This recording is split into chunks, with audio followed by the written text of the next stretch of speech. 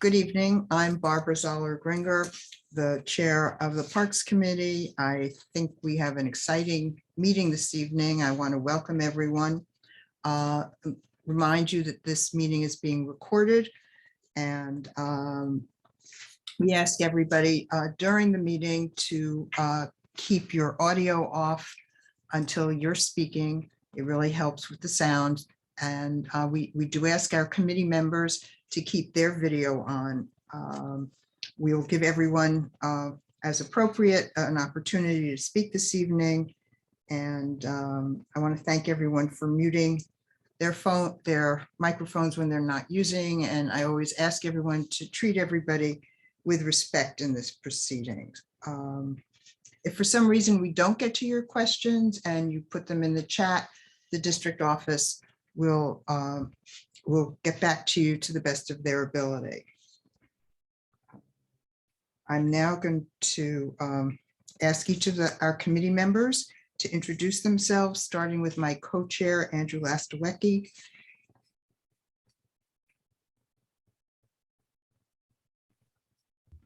Andrew, you were there a minute ago. You need to come off mute.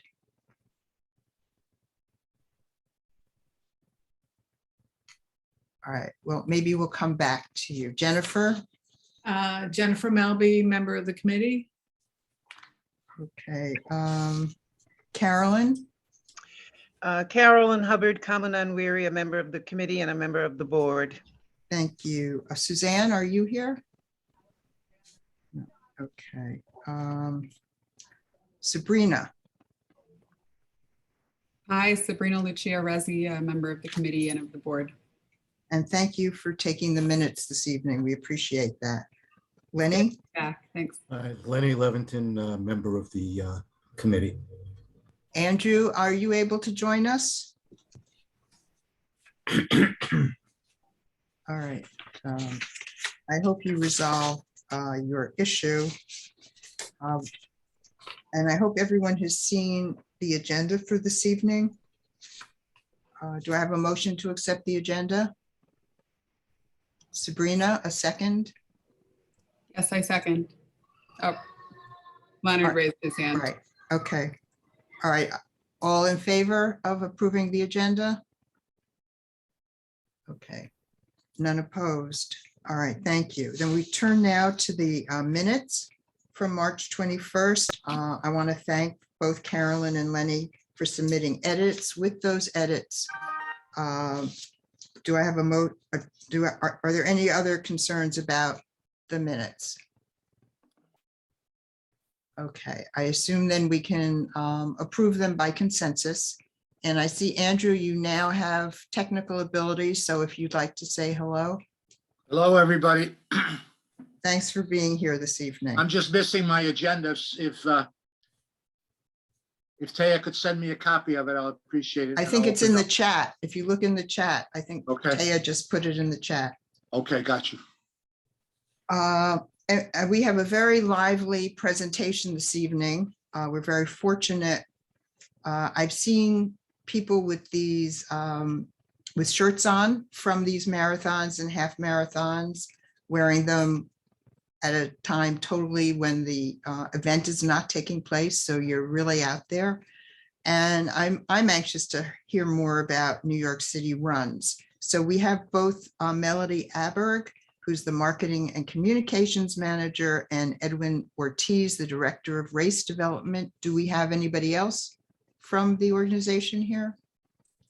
Hi, I'm Philip Santora. I'm also with New York City Runs. I'm helping out with the outreach and staffing. Okay, Happy to be great. here. All right, so I don't know who's starting the dialogue, but we'll turn over the floor to you. And very anxious to hear all about your organization. Thank you so much. Can you walk as well as run, or is it just running? Oh, yes. We actually have athletes of all abilities, all Okay. paces. We have wheelchair athletes and hand cycle athletes. So it's really quite a good, great diverse group. I just want to say thank you, first of all, to the Parks Committee and to all of Community Board 2 for inviting us here to speak with you tonight. My name is Melody Aberg. As introduced, I'm the Marketing and Communications Manager here at NYCRUNS. And I'm going to turn this over to Edwin in just a moment to kind of talk us through some of the course details. But I wanted to give you a little history of the Brooklyn Marathon first. So this event started in 2011 as just a little community marathon. You know, we had 262 finishers, and it was just contained within Prospect Park. So if you can imagine, just multiple loops of Prospect Park. But it was a wonderful event, and runners really loved it. And in 2018 and 2019, the race finally took to the streets, still mostly contained within Prospect Park, but heading out to Eastern Parkway, heading down Ocean Parkway, a half marathon distance was added in those years as well, which made it a lot more manageable for the average runner. So the race eventually grew to over 6,000 runners. Now, following obviously a 2-year hiatus due to the pandemic, this event is returning for its 10th running, and we're expecting over 20,000 runners. I am told we have people from all 50 states, Puerto Rico, and 37 countries around the world coming in for this race. So this is a very exciting moment for NYCRUNS, and it's our hope that this is a wonderful event that's exciting and positive for Brooklyn's communities and small businesses as well. We've also partnered with dozens of local nonprofits who have been utilizing this race as a fundraising opportunity. And our goal is really just to make it a wonderful experience for not only those participating, but for the communities and neighborhoods as well. So we hope that is what it will be. So Edwin really knows the course kind of turn by turn, literally. So I will share my screen of just a course map, I believe, and then we're going to share a flyer by PDF later with a traffic advisory, breakdown of road closures and bus reroutes and parking restrictions and that sort of thing. Melody, I think you need to tell us what day the marathon is. Oh, yes, absolutely. Sunday, April 24th. So it is 1 week from this coming Sunday. So let me go ahead and share my screen, and then Edwin really will be the person to answer most of your questions. But let me get this here for you. So I'll try to kind of zoom in on most of where Community Board 2 exists. As you can see, it's going to start in McKinney Park in Williamsburg. Head down the waterfront, past Navy Yards, down along the waterfront, Dumbo, then down into downtown Brooklyn, heading out along Eastern Parkway and back down to the park. The half marathon course will finish right around here, and then heading down Ocean Parkway and back up, also to finish in Prospect Park. So that is the course. I think this is mostly covers most of CB2.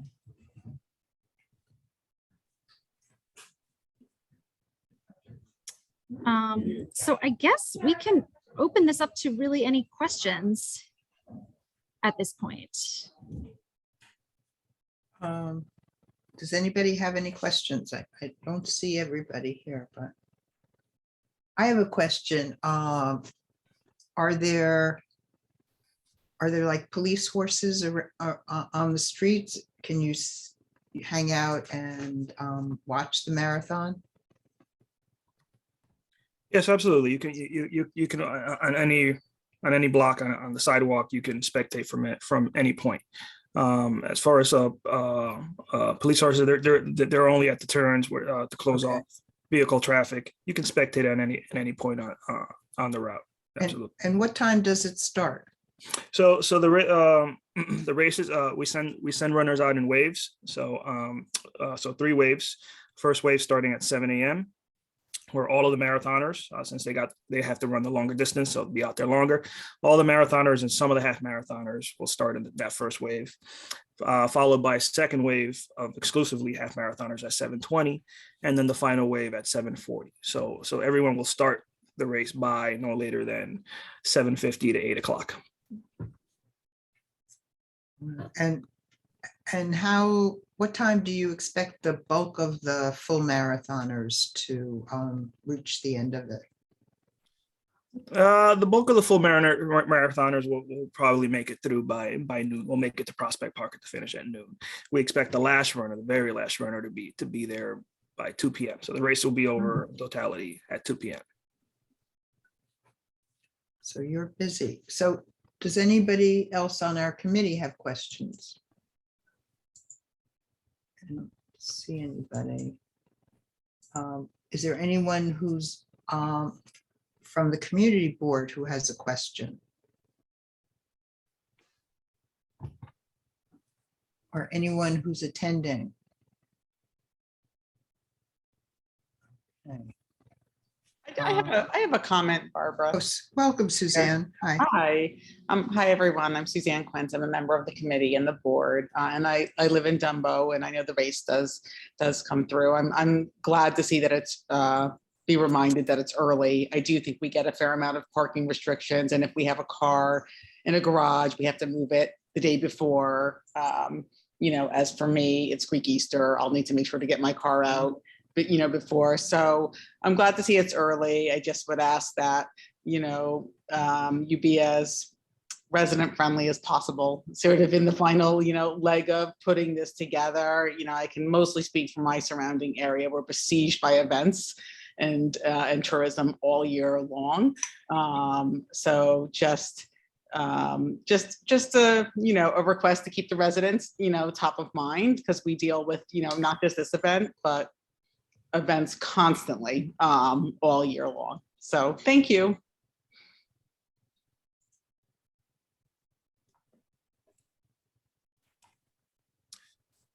We appreciate it, and you're a much better sport than a lot of people who maybe hear from. So we appreciate your support. We run a tight operation. We put things down quickly. We try to get them up quickly, and we try to return the roads as they were, or even better than they were, by the end of the day. So we have an extensive plan to make sure it's all smooth, it's low impact, as low impact as 20,000 people running through your streets can be. So thank you.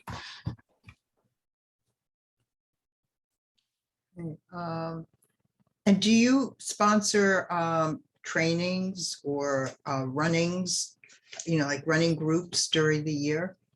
Do you do any of that? Yes, so we have about 24 races throughout the course of a year, and all over New York City. And most of them are much smaller. They're all much smaller. But we partner. We don't have our own. We actually did create a new training program and training group for this race. But we mostly partner with other local clubs. Prospect Park Track Club is one of our biggest partner, and they're going to be helping us pace the race. And we have a lot of different running clubs and groups that are involved in various ways that participate in our runs. And I'll just add to that, as we're growing, this is by far the biggest event we've ever done. As our company is growing, we're looking to do more and more of that. What Betty's speaking of, more year-round thing. That's coming down the pike, but it starts with this particular event. That we have some programming and around that training aspect. Right. Like, I was just wondering if people joined, and then they maybe had a group of people to run with through your organization, that kind of thing, and they go out and practice. And so, yes, that has certainly been happening. And as Edwin said, we're hoping to really grow that more and more. And there are lots of informal long runs that happen. Our participants kind of get together and run together. And we're hoping to do a lot more of that in the future. Andrew, did you have a question? Yeah, I did. Do you hear me? Yeah, Just wanted to get a rough idea. I don't know if I could make it, but I'd like to get an idea approximately when the marathon will be around the Brooklyn Navy Yard. And the second place around Fulton and Flatbush. That's personal. I just wanted to see if I could make it there. Sure. Sure. So Flushing is roughly around mile 5. So you'll see the first runner. You'll start seeing athletes roughly 7:25. And around the Fulton Flatbush area, that's mile 8. So more like 7:40, you'll be able to see the first, and then all the way through to about 9 to 10, 15. That early, huh? Yes, absolutely. Fast runners are pretty fast. They run about 5 minutes a mile. So 7 o'clock start, they'll hit mile 5 in 25 minutes, and mile 8 at 7:40. And then you'll slowly see a steadier stream of runners. And at some point you'll see them engulf the entire roadway. As you get further, as those other waves get released. Okay, thank you. sounds good. And does this get broadcast anywhere on a Brooklyn channel? It does not. We're not that yet broadcasting. We hope to be able to do that in the future as the race grows, continually grows, and get more. Sounds pretty big this year, so. Yes, absolutely. All right, last chance for questions. If I might just say something, Philip here again. So Sure. we're less than 2 weeks away here, and I will be following up with as much information as possible, probably this week. We want to make sure you have that, but we would really appreciate any kind of help in terms of putting it on your site, or even personally, if you're, we'd love to get, I'm going to be reaching out to some of the churches because we want to make sure that folks are aware of this on Sunday when they're worshiping, and would love to have them have that information this Sunday so they're aware, prepared for the following Sunday. I'll be doing that, but anything in your own, daily connections, we'd appreciate informing folks. Well, we did send out this announcement to all of our email subscribers. We have a substantial number of them. And I'll talk to Taya, see if we can put it on the website, sort of an alert to people that this is happening. And Brooklynites, or some of them are attuned to interruptions from marathon running. So but it probably affects parking around churches, that kind of thing. And Yeah, crossings, things like that. so if you saw what Taya just put in, because Taya's in charge of our social media, if you have anything that she could distribute that way, we'll be glad to do it. Great. And we would hope that you'd come back and, keep us updated about what you're doing. Yeah, absolutely. It'd be really helpful to hear any feedback as well, finally, so we can assess what went well and what we could improve. All right, well, the people in this committee are not shy about giving their opinion, so Most. I'm sure they would be happy to share that information. Well, we'd appreciate that. So you're welcome to stay for the rest of the meeting, but if you have other things to, you must be very busy at the moment, so we will understand if you feel you need to depart at this point. But again, thank you for coming to the community board and for letting us know about it. And we have a general meeting a Wednesday night, which I will be reporting on this meeting at, so I will be talking about it. And we usually have quite a few more people at that meeting than we have at this one, so you'll be getting a shout out there as well. Great. Well, Excellent. thank you so much Sure. again. We really appreciate it. Thank you so much. Take care. Okay, right. bye-bye. Thanks Thank again. you. Yes, it will be exciting to see the race. And maybe next year, someone from this committee might run. Won't be me, but anyway, Next is the chairperson's report. And I don't have too much to say. I'm assuming, I hope everyone got Lenny's, all of the board members on the committee. I hope you got Lenny's email on Saturday about another special meeting. I think Lenny will bring everyone up to date on that at Wednesday's meeting. But I just want to reiterate, it's very, very important to attend that meeting. And if there's, I have to exchange ballet tickets so that I can go. And it'd be great to have all of the board members there and present. Now, I had asked people to, start thinking about our presentation last time from the Friends groups to see if there's anything in particular from those discussions that you would like us to focus on in the statement of needs. And so I'm wondering if anyone has anything they'd like to share with us tonight about that. I know my takeaway was turf is a big issue and bathrooms. I was walking past Carroll Street Park yesterday, and they have bathrooms there, but it looks like they also have a porta potty at the field. They have a field there. It's a whole block, that park. I've been spending a lot of time there now because my granddaughters live very close to it.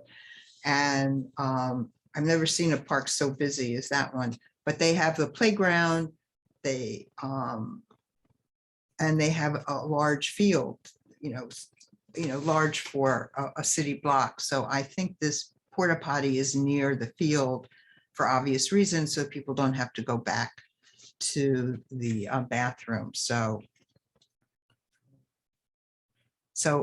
I think bathrooms are always an issue, and the turf.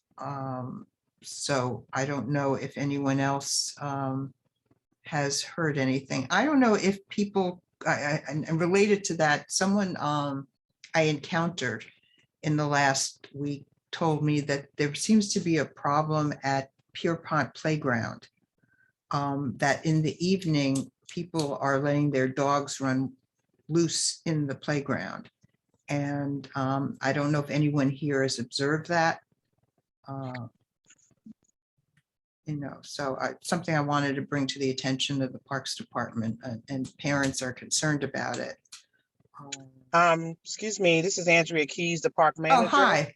Hi, how are you? Glad to have you here. Thank you so very much. I have received reports about dogs in the playground as well, but when we dispatch the PEP units, there are no dogs in the playground. And because the PEP units are so few, it's difficult to have a man posted there, but we have a fixed post person there, and they have not reported it to me that there are dogs in the playground. I don't know what time they come, but they're not there between the hours of 8 and 4:30. No, it's in the evening. Right, there's no one to monitor because the staff is already gone for the day, and the PEP is like very few PEP. The only thing I could do now is ask the PEP captain to try to dispatch a unit when I have an approximate time when they will be there. Well, let me ask you this. Does that playground close at a certain time? The playground never closed, but the compensation do. Oh. All right. But I'm wondering, would one way to handle that be to close the playground at a certain hour? Like it got dark? I don't know. Closing the playground requires a conversation with the commissioner of the borough. And I have exactly 2 more playgrounds that want to be closed, but no one wants to commit to opening or closing the playground. I know we did hear last time about one friends group that does take on that responsibility. And if people feel this is a concern, maybe they'd be willing to step up and do that. Exactly. But to be continued. But thank you for being here this evening. I appreciate it. And thank you for sharing that. So does anybody have any, based on our, first we're talking about committee members, then Martin will get to you in a minute. Yeah, I mean, I have a whole list that I jotted from our friends group session of things that came up. So I had, I don't know if this is a statement of needs item, but rodent mitigation came up several. Oh, yes. Again, not sure if that's a statement of needs item. I think we've put that in the statement of needs, but. Okay, well, we can have it on at least our initial list for discussion. Garbage cans came up for several parks. I mean, I know it's probably more than the actual funding of the cans, and also maybe just and maybe it's hand in hand with the rodent mitigation to some degree. Yeah, I think so. Yeah, so garbage cans came up at a number of them. For Fort Greene, I wrote down lighting at the playground. Well, they were also talking about lighting at the tennis courts. Yes, although yes, they were. Yes, it seems like that may be in a queue, but it's certainly not committed to, so that would be good for us to keep on our list. They also raised about true resurfacing at the tennis courts, or full resurfacing, whatever we want to call that. South Oxford raised about a comfort station and turf replacement, as you noted, Barbara. They also raised about a sprinkler upgrade, which I don't know, maybe that just needs to find its way to you, Andrea. They said that their sprinkler is continuously running In the summer. But maybe that is an upgrade, because they probably have to change that out to have it be more environmentally friendly. And then the last thing I put down was pickleball locales. I know it's coming to Brooklyn Bridge Park, but there's likely interest in more than that. That was my list. Okay, thank you. That's a good start. Did anybody else identify specific issues based on our meeting last month?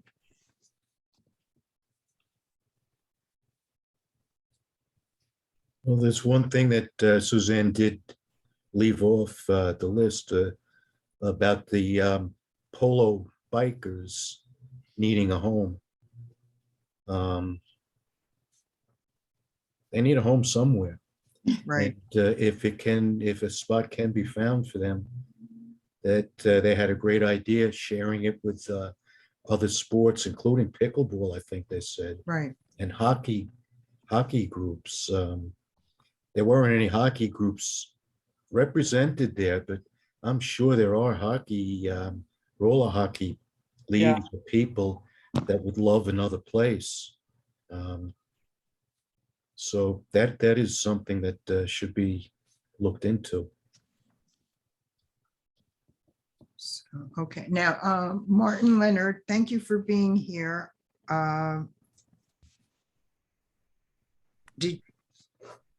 Maybe you'd like to identify yourself and tell us what your interest is? Yeah, certainly. Thank you. My name is Welcome. Martin. Thank you. Once again, I'm a dog trainer in the area, and I just really was on the call just to be in the know. I wanted to say, Barbara, I'm not sure if you know, but Council Member Crystal Hudson had a Brooklyn Dog Run info session. I was at the session. Oh, you were? Awesome. Okay. Yes, I know we were kind of just talking about all of these dog space, things. So I was just wanted to make sure you were there. So that was all. But in terms of anything, dog related, I'm happy to be of service. Okay. Well, Thank you. please continue to come to our meetings. Will do. Okay, great. All right. I think that's all I had at the moment. And I'll get back to you on, if you haven't spoken tonight, please think about what you heard at our last meeting and what you might want to suggest, or if there are certain issues that came up tonight that you think are important. If you want to let me know, we can start kind of trying to develop a platform of what we think should get the most attention. All right, so I want to go now to other committee business. Now, I know Lenny has something he'd like to share. Is there anyone else on the committee who has committee business to talk about? Okay, Lenny, I'm going to give Okay. you 5 minutes here. Okay, good. I'll see how much time I need. Okay. 5 minutes. Well, the dog run meeting that we did have, that gentleman was talking about. Unfortunately, when I try to speak there, I learned my microphone just shorted out. When I played the tape of it on YouTube, that's when I realized that's why they moved on to the next subject. And well, it was kind of a relief that I wasn't silenced. And but I didn't get to say what I was trying to say. But what I have to say here now is that Marty Mayer has been adamant in saying that in opposing a dog run. All right, Lenny, I just want to interrupt you Yeah. for a minute. I don't want to talk about the commissioner tonight. If you have anything else to talk about, I'll be glad to hear about it. Well, I I think only we should- mentioned him. I think we should wait till put it- he's here. I don't Okay, think we but I should do need talk to about put it him. in context. I do need to put it in context. Well, let's try not to mention the Well, commissioner. the opposition, the argument against it has been that Parks, I'll say, thinks it's in an inappropriate place to have it at University Place due to the fact that the subway is underground and adjacent. It's really not directly underground. Well, I've been in touch. I've let been me in just say touch. one thing, Lenny. I Mhm. believe Kyler Gore was also interested. There were a substantial contingent there that wanted a dog run. And I think the problem there was the same, that the area that they were looking at was on top of the subway. Mhm. So it's not that is a concern. Well, if I may, I've been in touch. I contacted the Friends of Union Square Dog Park Group, Dog Run Group, and asked them, did they have any problems being directly over the subway? And they said none whatsoever. And they gave me a whole history of it. And I got to learn that the Parks Department actually helped them with their upgrades, their recent renovations and upgrades, including a drainage system and new surfacing and lighting.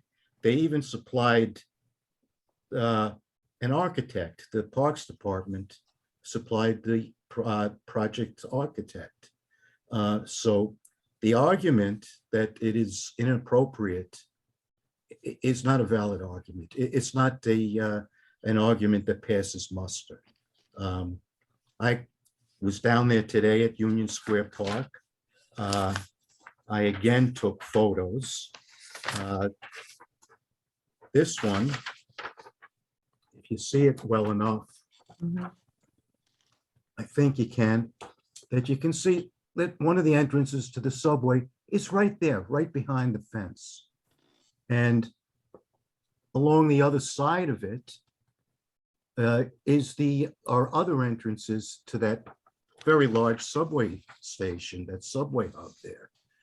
So they have no problem. The Parks Department actually helped them in their upgrading and drainage system and surfacing and lighting. I think I'm repeating myself actually, but the point is that it is far from inappropriate for there to be a dog park at University Place. It's an ideal place due to population density, more and more people in there. people walking their dogs. Here's what it looks like today. This is what we have at University Place. I hope you can see the picture well enough. And it's a far cry from what can be, and in my opinion, what should be. And the will of the people is there. It's not inappropriate. It's very appropriate to have it there. And I don't know, if the price was 120,000 for all those upgrades over there, it's far less than 1 or 1.5 million that was mentioned as the price for a capital project. Well, let me just point out to you, you said, this $120,000 was raised largely by people who use the park, the dog run. And that $120,000, from my understanding, is to fix it up, not to create it. But so much of it was more than just the usual resurfacing, say, of a basketball court or painting benches or something like that. They entirely replaced the surface. They removed the gravel surface that they had.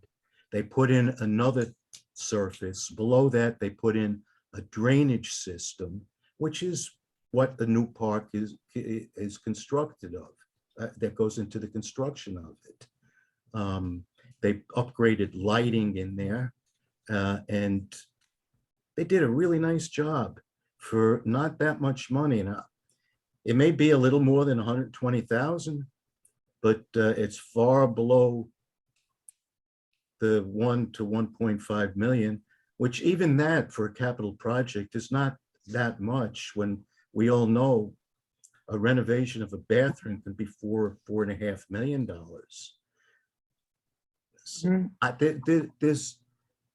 I don't see anything less than ideal for there to be a dog park at University Place.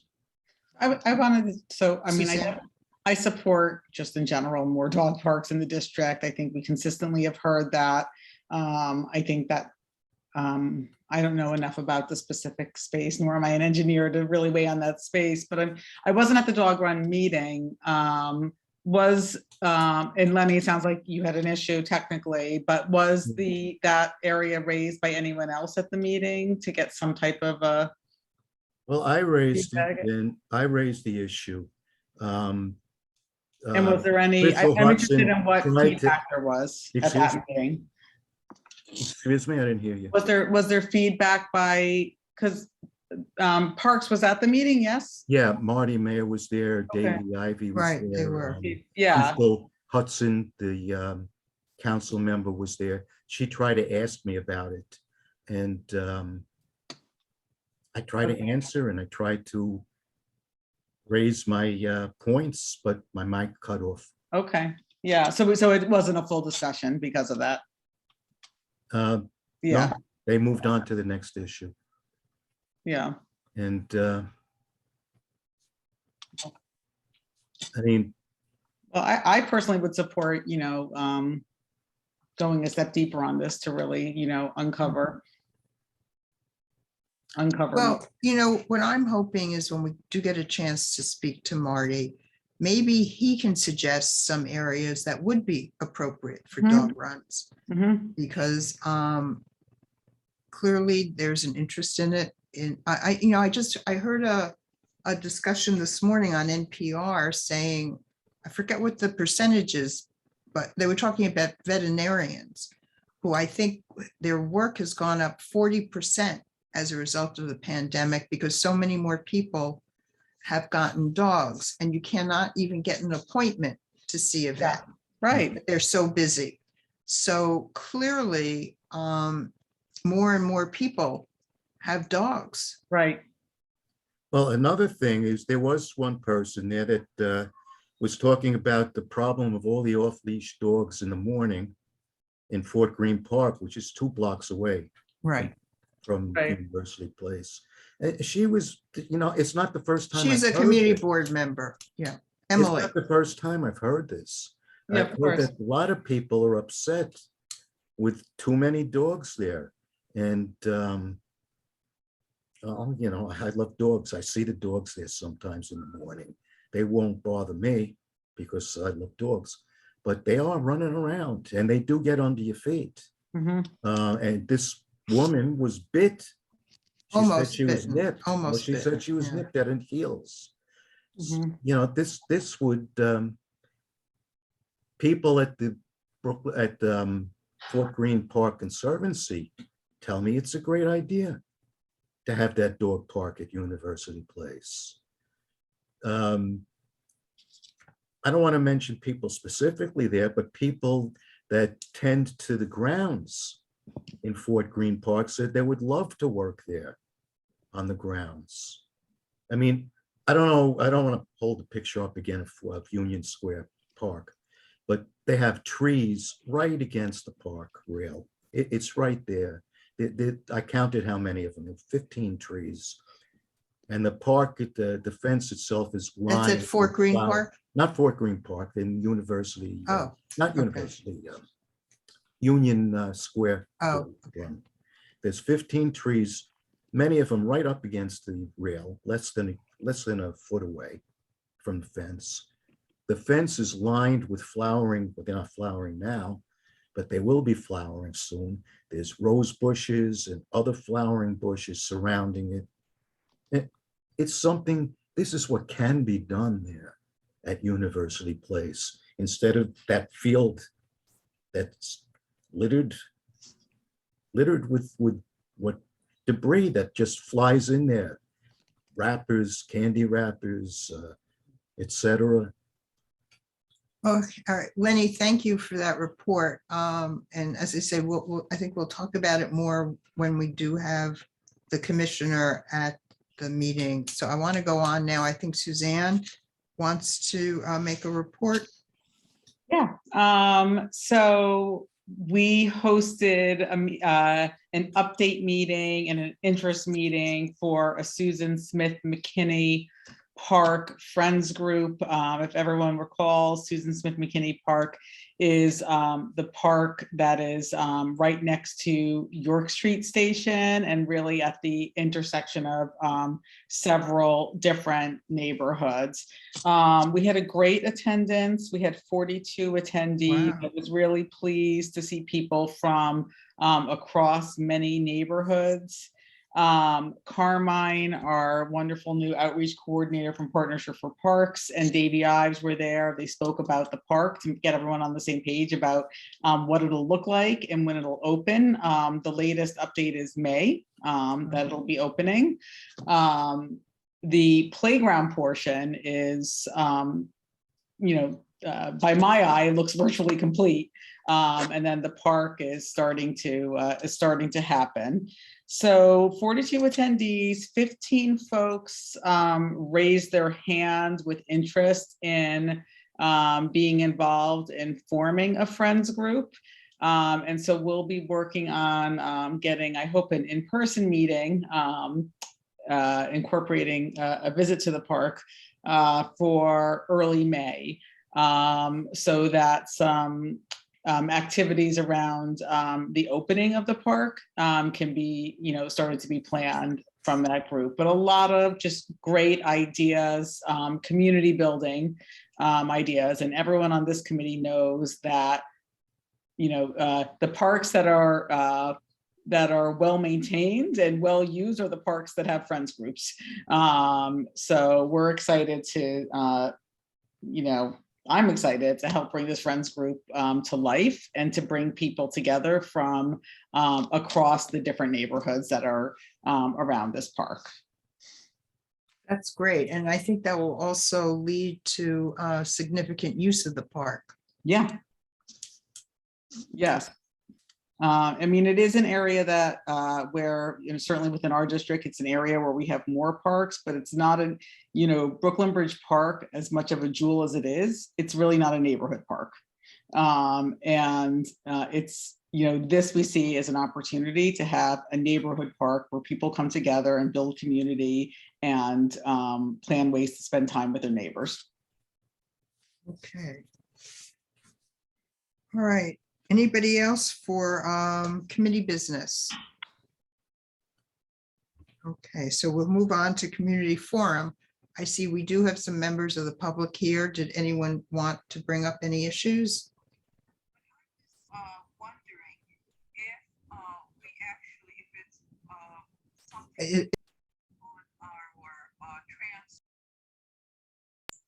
Hi, I hear somebody's voice. All right, if you raise your hand, if you want to speak or put your name in the chat. It's very faint. We only hear you faintly. Me? No, you I can hear this. Oh, okay. I think that was background noise on Mr. Morrow's line. Richard, did you want to say something? I was just going to give my report, the usual report. Is it time for me to talk? Well, let's see if we have anyone else who wanted to speak first, and then we'll get to you. And once again, invite you to join the committee. We're still waiting for you to do that. All right, is there anyone else for community forum? Well, Barbara, I put something in the chat and Taya suggested I just ask here. Okay. Hi, Andrew Otto. Just wondering, I feel like you guys were like sort of looking around Bridge Park, McKinney Park. Have you looked at that now that I've been spending more time over there at the Bridge Courts, I guess is what it's called, which is that triangular, it's hard to even call it a park. So yeah, is that one of the parcels that you've looked at? I actually have been following the Susan Smith McKinney stuff, and I realized now, just looking at the part that Taya was sharing there, that I misunderstood what that little section in the lower right was. I thought that was Bridge Park 2, but now I'm realizing it's not. Yeah. So I actually I wasn't able to come to the Friends group meeting that you're talking about the other week, but I sent a couple of other members to ask about it. And I think we just like, oh, I guess they're gonna do some work there, but it's totally different.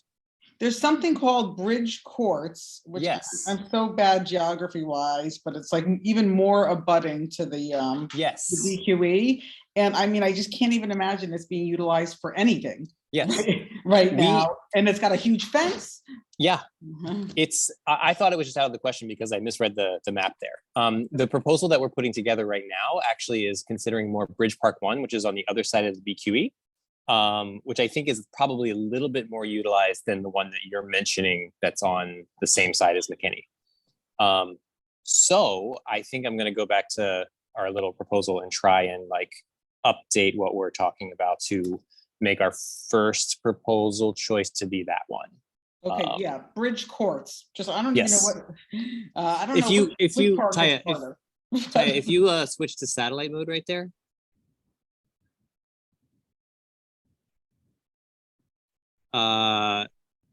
Let's see. Yes. So to the lower right, there's two parks on either side of the BQE. There's the one with the blue Dumbo painted in it there. That's, as far as I can tell, Bridge Park 1. And the one on the right side over there that has the other words serve and burn on it. That one, yeah. Yes. I actually don't know what that's called. I know that the Bridge Park 1 has been renamed to Marichka Lions.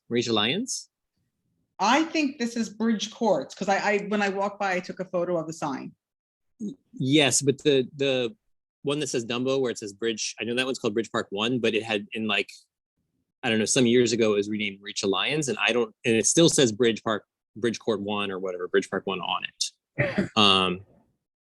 Anyway, I'll figure it out, but that's really awesome. We've actually played there once and did a big cleanup of that area that says serve. And the surface isn't good enough for us to play on right now, but yeah, it's a great option. It wouldn't take that much maybe. Yeah. Mm-hmm. Yeah. Yeah. If you, Taya, if you want to give Andrew my contact info, and even if you guys come down, maybe I'll take a walk over and I could be in the loop. And that way, when we have our statement of needs meeting, et cetera, I can. That would be awesome. I could be more informed. Cool. And a better advocate. Great. Thank you. Great. Yeah, I was just thinking about that Emily Roebling Park space under the bridge. It really, it's this huge empty space, basically. Yeah. And, one day I hope it will be an ice skating rink. But at the moment, I thought there was going to be more furniture, so to speak. Oh, maybe, in there, but it's funny when we had the community visioning sessions for that and then the plans and, it felt uninspired, but I have to say now to see it completed, I am in agreement with some of the voices at the community visioning and what it became. It is sort of a respite. It is. In terms of all of the activity that's going through there. And it is actually really nice when you walk through there to just have the openness of the space. So while it's not the most beautiful looking part of the park, I do really appreciate, because then you get into sort of all of the activity at Fulton Ferry, Right. And it's a lot. So I actually really appreciate it. So, but it'd be nice if there was some more seating, I think, Yeah, that could be in the works. but, all right, May I say something about that? sure. But it's a beautiful space and it's also great for events. So you could plan really nice events there as well. I know I have one in mind that I'm talking to the Adams Street Library about doing that. So, the potential of that open space. Okay. is like, I hadn't thought about events, but that's yeah, no, interesting. Yeah. Listen, you can have. Yeah, like I think they thought about that. Yeah, just what we need, Richard, more events in our neighborhood. Yeah. Well, I'm not. I know talking your about- event is different. No, I'm not saying it's different, but it could be used for things that that are more educational and more informative, and that's it. It's a great space, though. I love it, the openness of it, and Yeah. the bridge is being so tightened in here with all buildings. Yeah. Yes, yes. Refreshing, like you said, it's really refreshing. How is that triangle? It's still under control, the one you walked through that I pruned? Suzanne? Oh, I you know what? I have to go take a Oh, better. you haven't walked through it. I pruned it after you told me about it. I haven't paid attention if I've walked through it, so it must be good because I haven't noticed. Okay, good, excellent. All right, so I think we're going to turn this over to you now, Richard, briefly. Thank you. My name is Richard Morrow. I'm the captain for the New York City Park Stewardship Program and for the North Heights, Fulton Landing, Dumbo, Vinegar Hill, and Farragut Housing, as well as a licensed citizen pruner. The Parks Department Stewardship Program is always looking to develop new stewards. The Stewardship Program has many ways that can help our parks and our communities. Free mulch, tools, advice. The city's trees need our help, and we can help you. Trees New York informed us of their many incredible programs, so we hope you will make use of them. We are at your service. Remember, we are always looking to train new citizen pruners. I'm going to do it this time. I think I did it. Yes, I put the 2 links in. Oh, good. I'm learning how to work this thing. So spring is a time of enchantment. So tonight I wanted to enchant you with the ancient mysteries of trees. Tree deities or tree spirits are nature's deities related to a tree and have been known for millennia through the oral traditions of many cultures under many different names. They are usually represented by a young woman, and their status varies from that of a local fairy, ghost, sprite, nymph, or that of a goddess. They are friendly and select only one human to communicate with. One way is in words that only the mind of the selected person can hear, or a magnetic attraction that is only felt by the selected individual. The connection between the tree spirit and the individual is lifelong. So once you make that connection with the tree spirit, it's a lifelong connection. If the tree is damaged or sick, the selected individual can feel it and sense it. When the individual dies, the tree dies also. One more thing I wanted to say was, as warmer temperatures start to arrive in the city, our eyes turn to the trees that start to leaf out and blossom. While providing our eyes with beauty, they also become important air conditioners for our city streets. Trees help to keep the areas around them cool by absorbing rainwater through their roots and then expelling it into the air from their leaf surfaces. This is called transpiration. Transpiration and shading can reduce temperatures by 2 to 9 degrees Fahrenheit. Just wanted to share that. I'm always honored to speak here at your meetings. Have a thoughtful next few weeks. Thank you for that. All right, is there any other, any other member of the public who'd like to speak at this point? Or is there any new business to be heard this evening?